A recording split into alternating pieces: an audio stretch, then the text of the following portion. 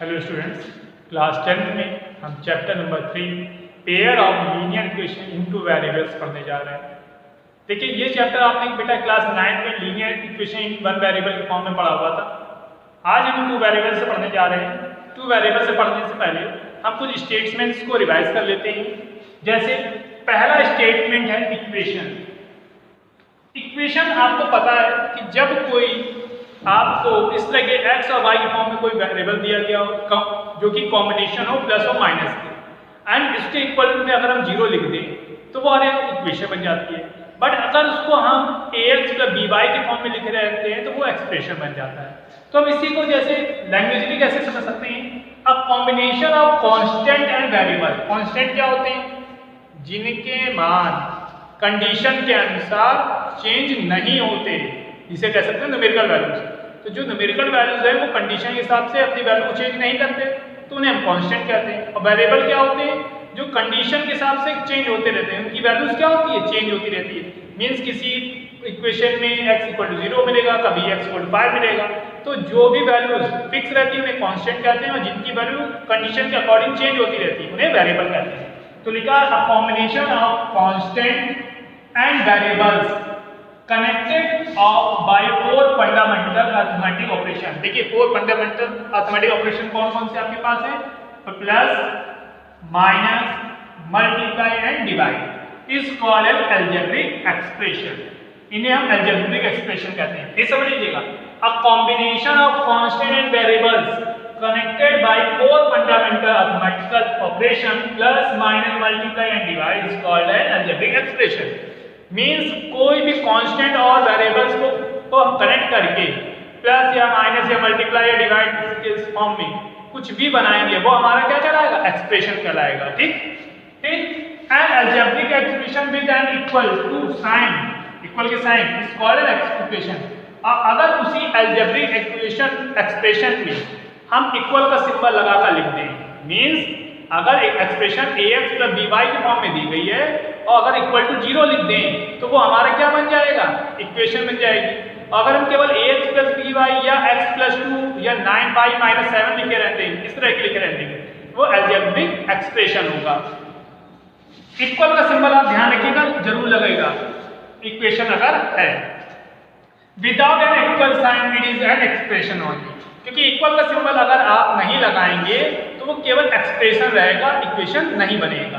फिर देखिए, दूसरी लैंग्वेज में सीधी स्टेटमेंट क्या कर सकते हैं? An equation is a statement in which two algebraic expression are equal.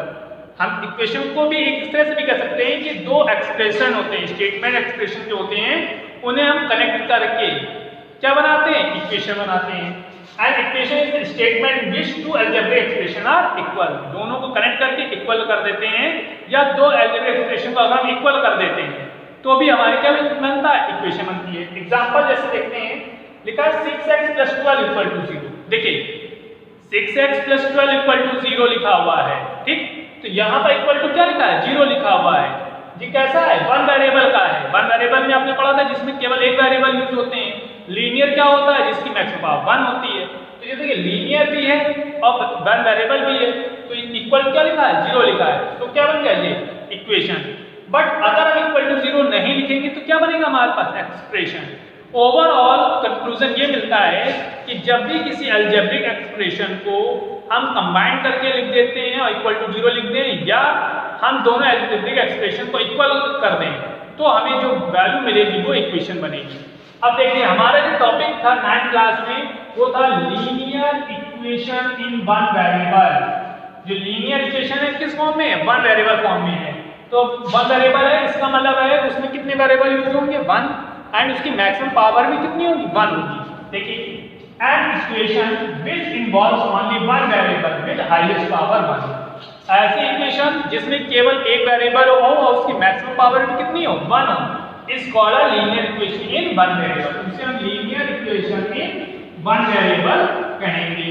Example देखिए, क्या लिखा है? 5x plus 18 equal to 3 plus 4x। Left side में भी मैक्सिमम पावर 1 है, वन वेरिएबल है। राइट साइड में मैक्सिमम पावर 1 है, वन वेरिएबल है।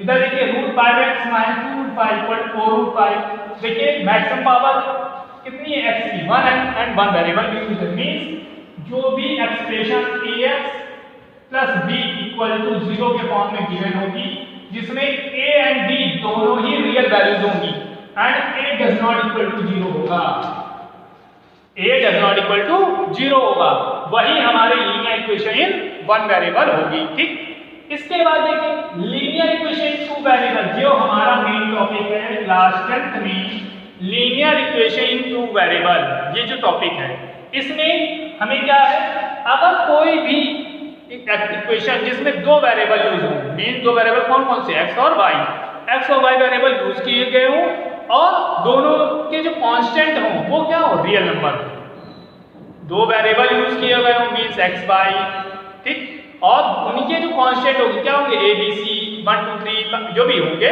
वो डज नॉट इक्वल टू क्या हो, 0 हो, तो उसे हम लीनियर इक्वेशन टू वेरिएबल कहेंगे। मैक्सिमम पावर भी 2 होगी और दो वेरिएबल यूज किए गए होंगे। A linear equation in two variables say x and y is usually represented in the following form। देखिए कौन सा फॉर्म रिप्रेजेंट किया था, ax plus by plus c equal to 0, जिसमें x और y क्या है, टू वेरिएबल्स हैं और a b c क्या है, वो हमारे पास रियल कांस्टेंट है और a और b दोनों की वैल्यू 0 के इक्वल नहीं होगी। फॉर एग्जांपल हमने ले लिया 3x minus y plus 7 equal to 0, तो देखिए 3x है, x का कांस्टेंट 3 है, y के साथ माइनस में लिखा है, कांस्टेंट 7 लिखा है, तो देखिए 3 माइनस और 7 ये कांस्टेंट हो गए और x और y क्या होगा, दो वेरिएबल, और उस पूरी इक्वेशन की मैक्सिमम पावर भी 1 है, तो ये लीनियर इक्वेशन टू वेरिएबल बन गया। देख लीजिए अब बच्चों देखिए graphically representation of pair of linear equation two variable. अब ग्राफ के माध्यम से हम ये समझेंगे कि pair of linear equation two variable का ग्राफ किस तरह से बनेंगे, मींस उसमें क्या क्या क्वालिटीज होनी चाहिए तो हम पहचान सकेंगे कि वो कैसे बने हैं। जैसे पहले है the two lines representing our pair of linear equation two variable. देखिए दो लाइनें कैसे कैसे होंगी, एक होगी a1x plus b1y plus c1 equal to 0 और एक लाइन होगी a2x plus b2y plus c2 equal to 0, ठीक, जिसमें a1 b1 c1 a2 b2 c2 क्या होंगे, कांस्टेंट होंगे, रियल कांस्टेंट होंगे, मीन उनकी वैल्यू बदलेगी नहीं, वो फिक्स वैल्यूज हैं। ठीक, तो अगर दो लाइनें रिप्रेजेंट की जाए पेयर और लीनियर इक्वेशन फॉर्म में टू वेरिएबल की और एक दूसरे को क्या करेंगे, वो इंटरसेक्ट करेंगे एक पॉइंट पर, ये x एक्सिस है और ये y एक्सिस है। ठीक, अब यहां पर एक लाइन ये है, मान लेते हैं ये है a1x plus b1y plus c1 equal to 0 और एक लाइन ये है a2x plus b2y plus c2 equal to 0। ठीक, ये दो लाइनें हैं, तो दोनों लाइनें एक दूसरे को किसी पॉइंट पर क्या करेंगी, काटेंगी, जिसे हम क्या कहते हैं, इंटरसेक्ट। मींस कभी कभी क्या होगा, दो लाइनें आपको दी गई होंगी, आप उनके पॉइंट्स फाइंड करेंगे एक्स और वाई के, उसे ग्राफिकली रिप्रेजेंट करेंगे। जब रिप्रेजेंट करेंगे तो देखेंगे वो किसी पॉइंट पर क्या कर रही होंगी, इंटरसेक्ट कर रही होंगी।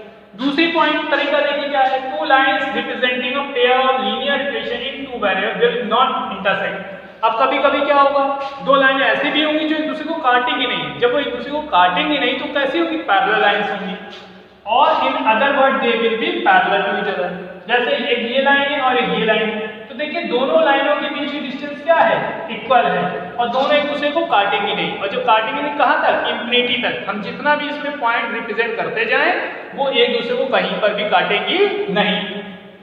तीसरे पॉइंट क्या है, the two lines representing a pair of linear equation two variable will be coincident. देखिए कोइंसिडेंट का मतलब होता है एक लाइन दूसरी लाइन के ऊपर होगी, ओवरलैप होगी। मींस आप ये कंफर्म ये नहीं बता सकते कि पहली लाइन कौन सी है दूसरी लाइन कौन सी है। तो देखिए coincident is that they overlap each other, वो एक के ऊपर एक होंगी, मींस उन्हें हम अलग अलग नहीं कर सकते। फॉर एग्जांपल देखिए x एक्सिस और y एक्सिस पे एक ही उस पे देखिए एक लाइन ये जा रही है और एक लाइन ये वाली जा रही है, तो देखिए दोनों एक ही लाइन को रिप्रेजेंट कर रही है, कैसी है, ओवरलैप है, एक के ऊपर एक है। मींस आपको ग्राफिकली रिप्रेजेंटेशन जब भी करना होगा तो तीन कंडीशन आपको फॉलो करेंगी। पहली कंडीशन में क्या होगा, दोनों लाइनें एक दूसरे को इंटरसेक्ट कर रही होंगी, मींस एक दूसरे को कहीं किसी पॉइंट पर काट रही होंगी। दूसरी कंडीशन में क्या होगा कि वो दोनों लाइनें इंटरसेक्ट करेंगी ही नहीं, कहीं पर नहीं करेंगी, पर उनके बीच की डिस्टेंस क्या होगी, इक्वल होगी, मींस वो पैरेलल लाइन हो जाएंगी। तीसरी कंडीशन की तरह आपकी क्या होगी, दोनों लाइनें एक ही लाइन को रिप्रेजेंट करने लगेंगी, मीन ओवरलैप हो जाएंगी। इन तीन ही कंडीशन पे आप ग्राफिकली रिप्रेजेंटेशन कर पाएंगे। इसको भी देख लीजिए। अब बच्चों देखिए एक्सरसाइज 3.1 है। क्वेश्चन है, Aftab tales his daughter 7 years ago। Aftab ने अपनी बेटी से कहा 7 साल पहले, I was 7 times as old as you were then। अब से 7 साल पहले मेरी जो तुम्हारी एज थी वो तुम्हारी एज की 7 टाइम्स थी। किसकी एज? आफ्ताब की एज जो थी उसकी डॉटर की एज से 7 टाइम्स थी। Also 3 years from now, अब से 3 साल बाद, I shall be 3 times as old as you will be। अब से 3 साल बाद जो मेरी एज है, मेरी आयु है, वो तुम्हारी आयु की 3 टाइम्स हो जाएगी, 3 गुनी हो जाएगी। रिप्रेजेंट दिस सिचुएशन अलजेब्रिकली, इसको अलजेब्रिकली बताना है, अलजेब्रिक फॉर्म में एक्स वाई इस फॉर्म में बताना है, एंड ग्राफिकली, और इसको ग्राफ के द्वारा रिप्रेजेंट भी करना है। चलिए देखते हैं हम लोग। अब हमने क्या किया, लेट कर लिया, let the present age of Aftab. हमने लेट कर लिया, जो आफ्ताब की प्रेजेंट एज है वो क्या है, एक्स ईयर है। ठीक, present age of his daughter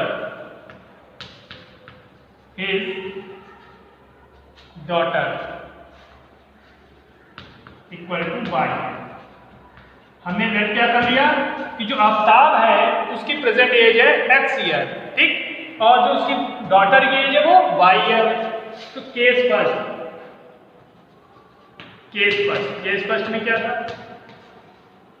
7 years ago, तो 7 years ago Aftab age, Aftab की एज क्या थी प्रेजेंट ईयर में, एक्स ईयर है। 7 ईयर है तो x minus 7 year, 7 years ago his daughter age daughter की एज क्या होगी, y माइनस 7 ईयर। देखिए ध्यान से, आफ्ताब की एज x माइनस 7 ईयर और daughter age y minus 7 year.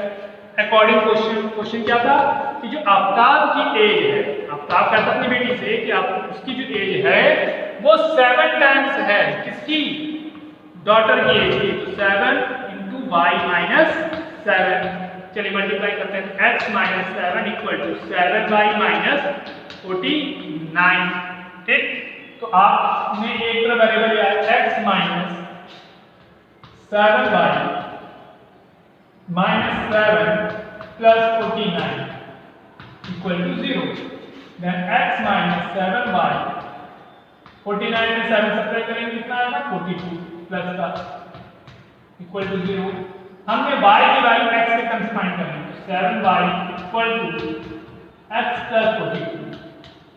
Then y equal to आपको क्या मिल गया, x प्लस 42 अपॉन 7।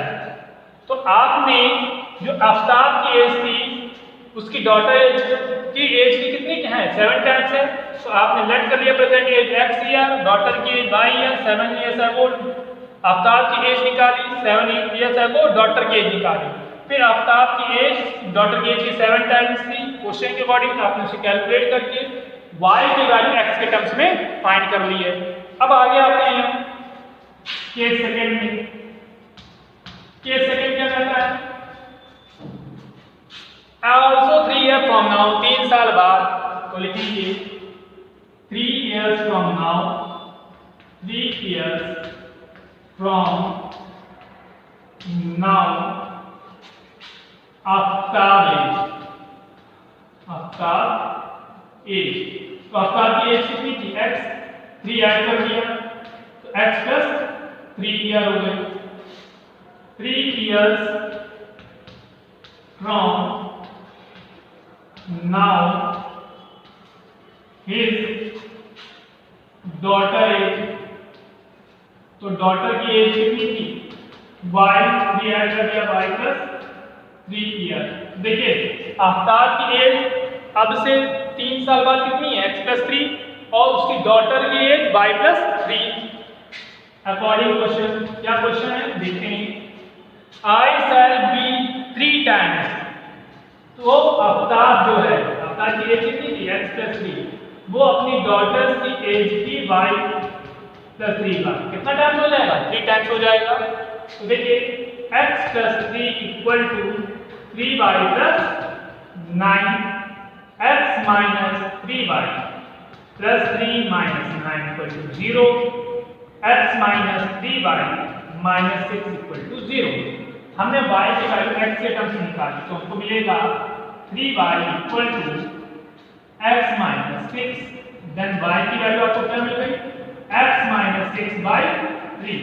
तो देखिए पहली अलजेब्रिक इक्वेशन ये है, ये पहली वाली अलजेब्रिक इक्वेशन है और ये वाली आपकी दूसरी अलजेब्रिक इक्वेशन है जो कि क्वेश्चन में आपसे कहा गया था अलजेब्रिकली, तो आपने दोनों सिचुएशन को रिप्रेजेंट कर दिया है। अब आपको क्या करना है ग्राफिकली रिप्रेजेंट करना है। तो ग्राफिकली रिप्रेजेंटेशन करने के लिए मैं क्वेश्चन को रफ कर देता हूं, उसके बाद हम इससे ग्राफ बनाते हैं। देख लीजिए जब तक। अब देखिए बच्चों पहली एक्सप्रेशन आएगी y equal to x plus 42/7, तो हमने इसे इक्वेशन नंबर 1 बनाना है, इसे इक्वेशन नंबर 2, ताकि आपको ग्राफ बनाने से पहले जो वैल्यू फाइंड करनी है वो पता चल जाए। तो बाय इक्वेशन 1 में देखिए क्या है, आपको एक टेबल बनानी पड़ेगी और टेबल में आपको 3 कॉलम्स बनाने पड़ेंगे। पहला कॉलम जिसकी वैल्यू पुट करनी है x की, y की and x, y। x, y order pair होता है, मींस जो वैल्यू निकलेगी वो x, y के फॉर्म में निकलेगी। ठीक, अब देखिए आपके पास लिखा है x का 42/7। अब आप रफ में कैलकुलेट कर सकते हैं, नहीं कर पा रहे हैं तो आप मेरे साथ समझते चलिए। पहले क्या करना है, x की वैल्यू हमने 0 पुट की, अगर हम x की वैल्यू 0 पुट करेंगे तो मिलेगा आपको 0 प्लस 42/7 मीन 42/7, 42/7 मतलब 6, 7 6 42 होता है। तो आपने जब x की वैल्यू 0 पुट की तो y की वैल्यू आपको 6 मिल गई, कोऑर्डिनेट होगा 0,6। ठीक, अब हमको x के ऐसी वैल्यू पुट करना है जिससे वैल्यू जो हमें मिले जिसको हम ग्राफ में रिप्रेजेंट करते सके आसानी से। तो आप देखिए अब 42 या 7 लगते हैं, अगर हम तो 7 रखेंगे तो 7 में 42 ऐड करेंगे कितना आएगा 49, 49 में 7 में डिवाइड करेंगे 7 मिलेगा, मींस 7 पुट करने पर आपके पास 7 ही आएगा, तो कोऑर्डिनेट हो जाएगी 7,7। इसके बाद अगर आप 14 पुट करेंगे, ध्यान से ज्यादा पॉइंट नहीं, 2-3 पॉइंट रिप्रेजेंट करने होते हैं। 14 पुट करेंगे तो 4 2 6 56 7 8 जब 56 हो जाएगा 8, कोऑर्डिनेट क्या हो जाएगा 14,8। ऐसे आप 21 पुट करेंगे तो 9 आएगा, कोऑर्डिनेट हो जाएगा 21,9। इसके बाद आपने 28 35 एंड 42 रखा, 7 बढ़ाते जा रहे हैं। तो जब हम 7 बढ़ा रहे हैं तो देख रहे हैं कि यहाँ पर 6 7 8 9 यहाँ क्या आ जाएगा 10, यहाँ पर 11 और यहाँ पर 12। तो कोऑर्डिनेट आपको मिलेंगे 28,10 35,1 11 एंड 42,12। ठीक, ये पहला जो आपने इक्वेशन निकाले उसके लिए पॉइंट्स निकल आए। अब देखिए हम सेकेंड इक्वेशन के लिए भी पॉइंट फाइंड करते हैं। तो सेकेंड इक्वेशन आपके पास थी x माइनस 6/3, तो आपने यहाँ लिखा बाय इक्वेशन 2। इक्वेशन 2 में इसी तरह से आपने टेबल बना ली जिसमें आपको वैल्यू पुट करनी है, और ये भी ध्यान रखना जिनको कैलकुलेशन में प्रॉब्लम है तो रफ में पुट करके देखते जाएं ताकि आपकी वैल्यू जो निकले वो इजीली आप कैलकुलेट कर सकें। तो यहाँ पर x y देखिए सबसे पहले हमने x की वैल्यू 0 पुट की, तब जब 0 पुट करेंगे तो तो आपको मिलेगा -6/3। -6/3 मीन्स -2, तो 0, -2। अब आपने 6 पुट कर दिया। जब 6 पुट करेंगे तो 6 - 6 0, 0 में 3 का डिवाइड करेंगे 0, तो आपको मिल जाएगा 6, 0। इसके बाद आपने 12 पुट कर दिया। 12 में 6 सब्ट्रैक्ट करेंगे 6 बचेगा, 6 में 3 से डिवाइड करेंगे 2 बचेगा, तो कोऑर्डिनेट होगा 12, 2। इसके बाद आपने 18 पुट करेंगे तो 12 आएगा, 3 4 जाए 12, 18, 4। इसके बाद आपने 24 पुट किया, तो 24 पुट करेंगे तो आपको मिलेगा 18, 3 6 18, तो 24, 6। मैं एक्चुअली कोशिश कर रहा हूं कि नियर बाई वो वैल्यू हमको मिल जाए जिसमें दोनों में कॉमन पार्ट हो। अगर 2-3 पॉइंट पर कॉमन पार्ट दिखने लगे तो आप कैलकुलेशन करना छोड़ दीजिए। 30, 36 एंड 42। तो यहाँ देखिए आपको डिफरेंस कितने कितने मिला, 2 का तो 2 4 6, इसके बाद क्या आएगा 8 10 12। तो आप ध्यान दीजिए 42 और 12 आपको आराम से मिल रहे हैं। तो 30, 8 36, 10 एंड 42, 12। ठीक, यहाँ तक आपने उसको रिप्रेजेंट कर लिया है। अब हमें इसे ग्राफ में रिप्रेजेंट करना है। तो ग्राफ में रिप्रेजेंट करने के लिए x axis and y axis को हम बनाएंगे। चलिए बनाते हैं। हमने ये एक्स एक्सेस ले लिया है और ये वाई एक्सेस ले लिया है, ये आपका ओरिजिन है। अब देखिए एक्स एक्सेस में 7 14 चल रहा है और 6 यहाँ टेबल चल रहा है, तो आपको मैक्सिमम पॉइंट 42 है। तो आप ऐसा करिए, यहाँ पर 2 2 का डिफरेंस भी ले सकते हैं, 3 3 का डिफरेंस भी ले सकते हैं, 4 का डिफरेंस ले सकते हैं और 6 का भी ले सकते हैं। 6 का लेंगे तो 7 आना चाहिए। तो आपने यहाँ पर डिफरेंस ले लिया 2 2 का, 2 4, तो ज्यादा हो जाएगा। आप ऐसा करिए, यहाँ पर 10 10 का ले लीजिए, 10 20 30 40 एंड 50। यहाँ पर भी आप 10 10 का ले लीजिए, 10 20 30 40 एंड 50। आप अगर ग्राफ पेपर बनाएंगे तो आपको और इजी हो जाएगा कैलकुलेशन करना। अब देखिए यहाँ 0,6 है, तो ये है 0 6 यहाँ कहीं होगा, 0,6। ठीक, तो 0,6 हो गया। इसका 7,7 यहाँ अकॉर्डिंग 7 है, यहाँ भी कहीं 7 होगा। इसके बाद 14,8, तो 14 यहाँ कहीं होगा, 8 ऊपर थोड़ा सा, यहाँ पर कैसे। इसके बाद 21,9, तो यहाँ 21 है, 9 थोड़ा सा ऊपर आए। अगर हम देखें तो ग्राफ ऐसे हमारा जाता है। आप नंबर लाइन स्केल की हेल्प से रिप्रेजेंट करेंगे। जो ग्राफ है पहला वाला जो ग्राफ है वो इस तरह से जा रहा होगा। इसके पॉइंट्स आप लिख देंगे, जैसे 0,6 यहाँ पर आ रहा है तो आप यहाँ पर लिख दीजिए 0,6। ठीक, इसके बाद 7,7, तो यहाँ कहीं आएगा 7,7। इसके बाद 14,8, ये 14 है, यहाँ कहीं 8 आएगा, 14,8। इसके बाद आपके पास 21,9, ये 21 है, यहाँ कहीं 9 आएगा। थोड़ा सा अपना ग्राफ से बनाएंगे पेपर से तो आपको इजीली कैलकुलेट होगा। फिर 28,38 10, तो यहाँ आएगा 28,10। इसके बाद 35,11 थोड़ा सा ऊपर गया, 35,11। इसके बाद 42,12, तो यहाँ आ गया 42,12। इसके बाद देखिए दूसरा वाला है 0,-2, तो देखिए -2 तो नीचे जाएगी, यहाँ पर आता है, हम मान लेते हैं -10, ये -20। तो देखिए ये जो ग्राफ जाएगा वो ऐसे यहाँ से जाएगा। आप लाइन खींचेंगे स्केल से तो आपका सीधे जाएगा। मेरा थोड़ा सा टेढ़ा हो गया है, पर जब आप रिप्रेजेंट करेंगे तो इस तरह से 42,12 पर क्या करेगा, इंटरसेक्ट करेगा। तो जो 42,12 है जिसमें की वैल्यू आपकी क्या है 42,12 में x की वैल्यू आप देखिए x की वैल्यू आपके पास 42 है और y की वैल्यू कितनी है 12 है। जिस पॉइंट पर वो इंटरसेक्ट कर रहे हैं तो ग्राफ में हमको ये देखना है कि जिस पॉइंट को वो इंटरसेक्ट कर रहे हैं उसमें x की वैल्यू क्या है और y की वैल्यू क्या है। x की जो वैल्यू है वही आफ्ताब की एज हो जाएगी और जो y की वैल्यू है वो आफ्ताब की डॉटर की एज हो जाएगी। तो यहाँ लिखेंगे so the present age of Aftab present age of Aftab equal to x equal to 42 years. His daughter age. His daughter age.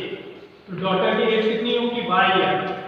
y मतलब है 42 में y वो 12 ईयर होगी। तो आफ्ताब की एज 42 ईयर है उसकी डॉटर की एज कितनी आएगी 12 ईयर आएगी। देख लीजिए। अब बच्चों क्वेश्चन नंबर सेकंड देखिए लिखा है the coach of a cricket team buys 3 bat and 6 ball for 3,900 rupees later. एक क्रिकेट टीम के कोच ने 3 बैट और 6 बॉल 3,900 रुपीज में परचेज किए। He buys another bat and 3 more balls of the same kind for 1,300 rupees. और उसने 3 नए ball और एक एक्स्ट्रा जो बैट है अलग से कोई एक बैट लिया है वो कितने में लिया है 1,300 रुपीज में। कहा गया represent this situation algebraically and geometrically. आपको अलजेब्रिकली और ज्योमेट्रिकली दोनों ही कंडीशन को रिप्रेजेंट करना है। क्वेश्चन भी समझ लीजिए। क्वेश्चन था कि आपके पास एक क्रिकेट टीम के कोच ने 3 बैट और 6 बॉल 3,900 रुपीज में परचेज किया है और अनदर बैट दूसरा कोई बैट है और 3 अधिक गेंदे हैं। मोर बॉल्स मतलब 3 अधिक बॉल्स हैं of the same kind of 1,300 rupees. Represent this situation algebraic graphically. तो आपको अलजेब्रिक एंड ग्राफिकली रिप्रेजेंटेशन करना है। ठीक, तो सबसे पहले मैं लेट कर लिया let the cost of 1 bat. तो 1 बैट का कॉस्ट कितना है x रुपीज है। ठीक, द कॉस्ट ऑफ 1 बॉल, एक बॉल का कॉस्ट कितना है y रुपीज। ठीक, अब देखिए केस फर्स्ट में क्या है ध्यान से समझते हैं। केस फर्स्ट कहता है कि जो क्रिकेट टीम के कोच है उन्होंने 3 बैट खरीदे। एक बैट का अमाउंट x रुपीज है तो 3 बैट का 3x rupees and 6 balls 6y equal to 3,900 rupees. ठीक, अगर हम ध्यान देंगे जो पूरी जो इक्वेशन है वो 3 से डिविजिबल है तो आपको क्या मिलेगा x plus 2y equal to 3 1 जा 3 3 3 जा 9 1,300 रुपीज। ठीक, अब यहाँ से अगर हम 2y इक्वल टू लिख दें 1,300 माइनस x देन y की वैल्यू आपको क्या मिलेगी 1,300 minus x by 2 equation number 1। ठीक, अब सेकेंड इक्वेशन के लिए केस सेकेंड आते हैं। तो केस सेकेंड में हमने देखा कि जो क्रिकेट टीम की कोच है उन्होंने एक अनदर बैट लिया है और 3 मोर बॉल्स ली है। कितने रुपए में 1,300 रुपीज। इसे इक्वेशन नंबर सेकंड बना दिया। यहां से हमने y की वैल्यू फाइंड करी तो आया आपके पास 1,300 minus x by 3 equation number second. Board पे ध्यान समझिए। एक बैट का कॉस्ट का x रुपीज था तो 3 बैट का 3x, 1 बॉल का कॉस्ट का y रुपीज है तो 6 बॉल का 6y रुपीज। टोटल अमाउंट था 3,900। हमने 3 से पूरे में डिवाइड किया तो हमें मिला x plus 2y equal to 1,300। तो 2y equal to 1,300 minus x, y की वैल्यू है 1,300 minus x by 2। Second condition क्या था अनदर बैट कितना था x, एक ही बैट है तो x रुपीज हो गया और 3 मोर बॉल तो 3 बॉलें और ली गई है तो 3y रुपीज इक्वल टू कितना हुआ 1,300। अगर हम y की वैल्यू फाइंड करेंगे तो 1,300 माइनस x बाई 3 आएगा।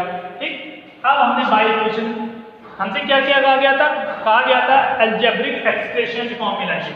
तो देखिए ये है आपकी अलजेब्रिक एक्सप्रेशन, एक ये है और एक ये है। अब इस अलजेब्रिक एक्सप्रेशन को आपको किस में रिप्रेजेंट करना है ग्राफिकली। तो बाई इक्वेशन 1 बाई इक्वेशन 1। ध्यान से देखिए, y इक्वल टू आपके पास था 1300 माइनस एक्स बाई 2। आपने यहां पर आया, देखिए x y and x comma y।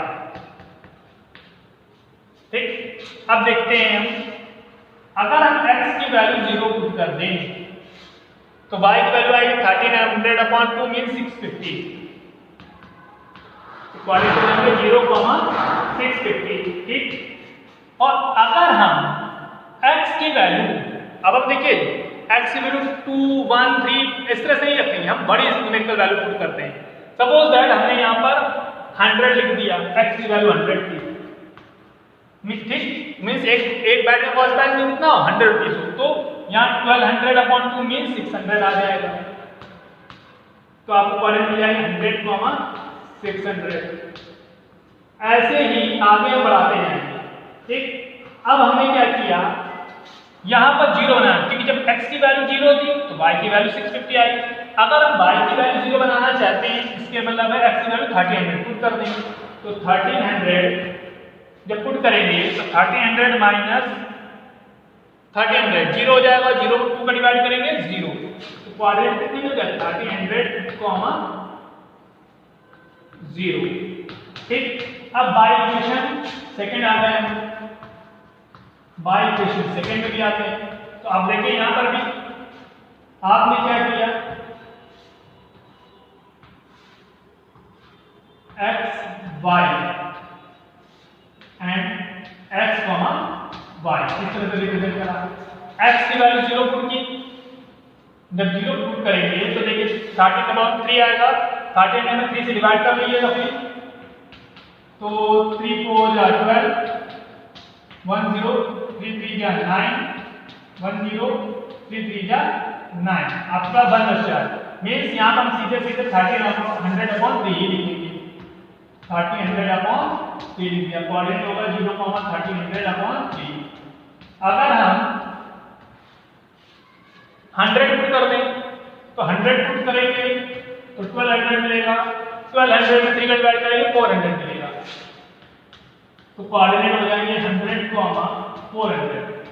अब हमने फिर से x की वैल्यू 1300 रखा, क्योंकि हमको दिखाई दे रहा है कि दोनों के न्यूमरेटर में 1300 माइनस x है, तो अगर हम 1300 लिख देंगे तो 0 हो जाएगा, तो यहाँ पर 0 हो गया, कोऑर्डिनेट आ गया 1300,0।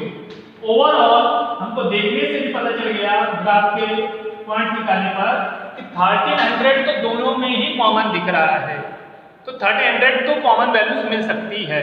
इसको देख लीजिए पहले, फिर आपको आगे बताएं। अब देखिए हम लोगों ने पॉइंट फाइंड कर लिए और सेकेंड इक्वेशन के भी पॉइंट फाइंड कर लिए, तो हमने रिप्रेजेंट कर लिया ग्राफ के लिए, ये है x एक्सेस और ये है y एक्सेस। ठीक, तो हमें x एक्सेस पे जो डिफरेंस लिया है वो 100 का ले रहे हैं, क्योंकि देखिए मैक्सिमम पावर यहाँ भी 1300 है x की और यहाँ भी मैक्सिमम पावर 1300 है, तो हम 100 का डिफरेंस ले रहे हैं 200।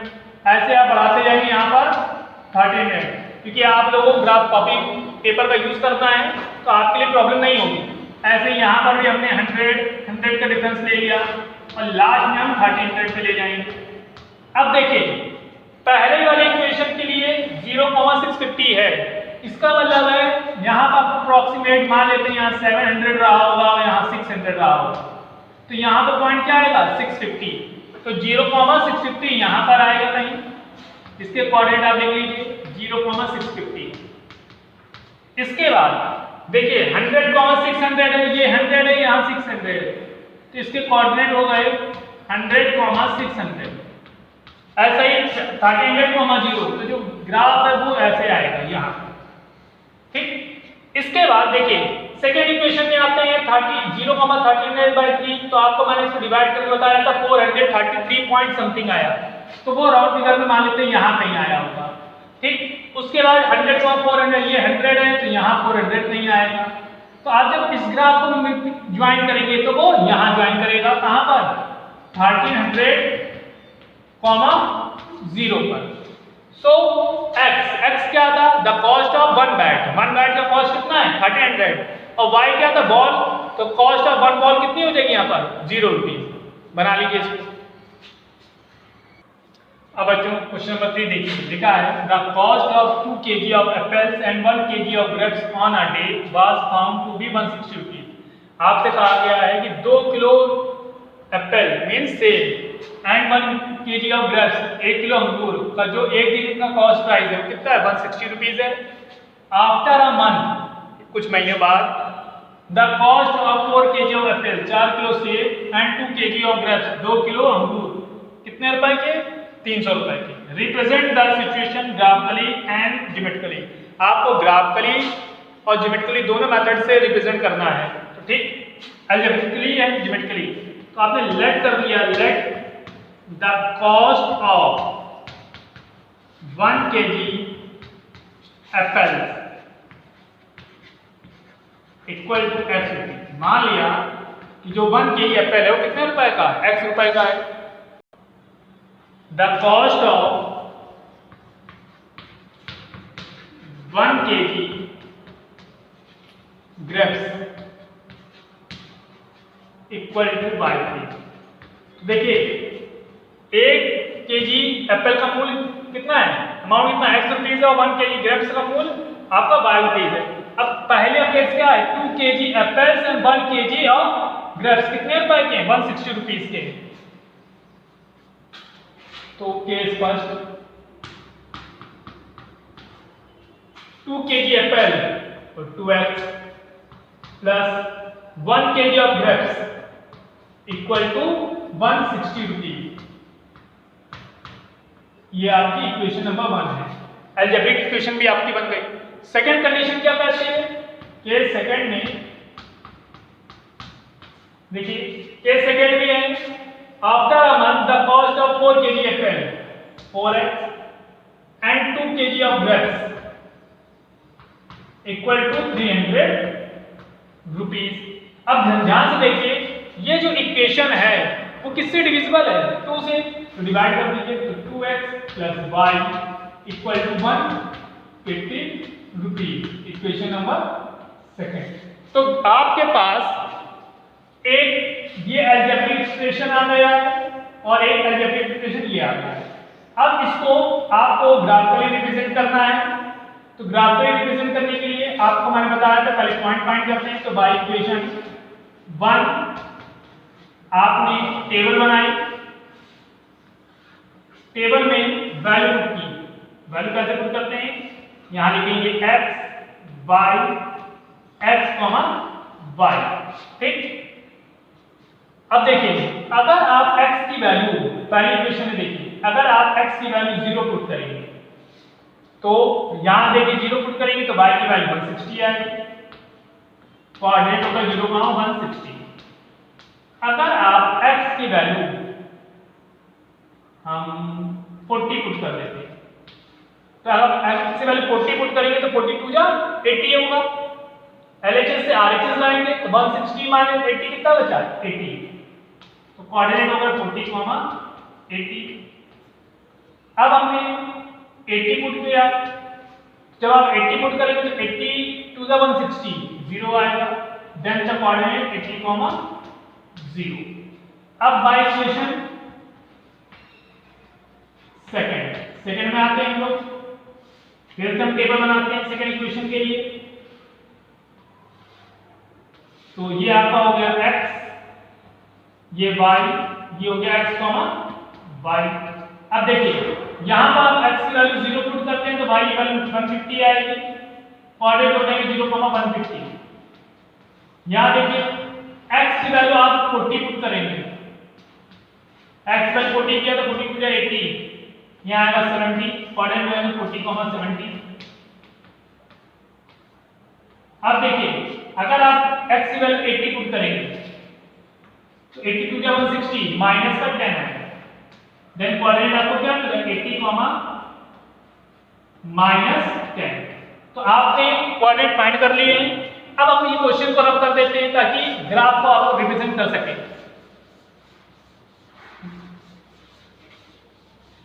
अब देखिए आपके पास जो वैल्यू है उसको ग्राफिकली रिप्रेजेंटेशन करना है। x की मैक्सिमम मैक्सिमम वैल्यू 80 है और y की मैक्सिमम वैल्यू 160 है, तो हम 40 के डिफरेंस लेते हैं। 40, 80, 120, 160, ये है x एक्सिस, ये है y। यहां पर भी आपने लिया 40, 80, 120, 160। अब पहला देखिए 0,160, तो 0,160 यहां पर होगा आपके पास, इसके कोऑर्डिनेट आप लिख लीजिए 0,160। इसके बाद देखिए 40,80, ये है 40 और ये है 80, तो ये कोऑर्डिनेट आपके होगा 40,80। इसके बाद देखिए 80,0 यहां पर 80,0। आप इसको मिलाएंगे, आप ग्राफ पेपर में जब बनाएंगे तो आपकी लाइन सीधी जाएगी, ये ध्यान रखिए। मैं बार बार आपसे कह रहा हूं, मैं आपके सामने जो भी बनाने की कोशिश कर रहा हूं वो बोर्ड पे है, बिना स्केल के हेल्प से। आप स्केल के हेल्प से बनाएंगे तो सीधी लाइन जाएगी। अगला देखिए 0,150, 0,50 यहां पर कहीं होगा नीचे, इसको 0,150 लिखेंगे और ध्यान रखिएगा ये लाइन कट नहीं यहां पे हो रही है। 40,70 ये है 40, यहां कहीं होगा 40,70 और इसके बाद 80,-10, तो 80 ये होगा और -10 नीचे साइड जाएगा, यहां पर हम ले लेते हैं -40, तो यहां कहीं आएगा। तो आपको जो ये ग्राफ आएगा वो ऐसे आएगा नीचे साइड। और ये याद रखना कि ये वाला जो लाइन है, ये लाइन दोनों कहीं नहीं काटेगी, दोनों लाइनें एक दूसरे को किसी भी पॉइंट पर इंटरसेक्ट नहीं करेगी। क्यों नहीं करेगी? क्योंकि यहाँ x का कोएफिशिएंट देखिए 2 है और यहाँ पर भी x का कोएफिशिएंट 2 है, y का कोएफिशिएंट यहाँ 1 है, y का कोएफिशिएंट यहाँ भी 1 है। और जब दो लाइनों के x की कोएफिशिएंट और y की कोएफिशिएंट सेम होते हैं तो वो दोनों लाइनें कहीं पर भी इंटरसेक्ट नहीं करती हैं, मीन वो पैरेलल लाइनें होती हैं। और जब भी कोई पैरेलल लाइन होगी तो उनके बीच का कोई भी पॉइंट आप फाइंड नहीं कर सकते। सो इस इक्वेशन में आप x और y की किसी तरह की कोई भी वैल्यू को फाइंड नहीं कर पाएंगे। ध्यान से देख लीजिए।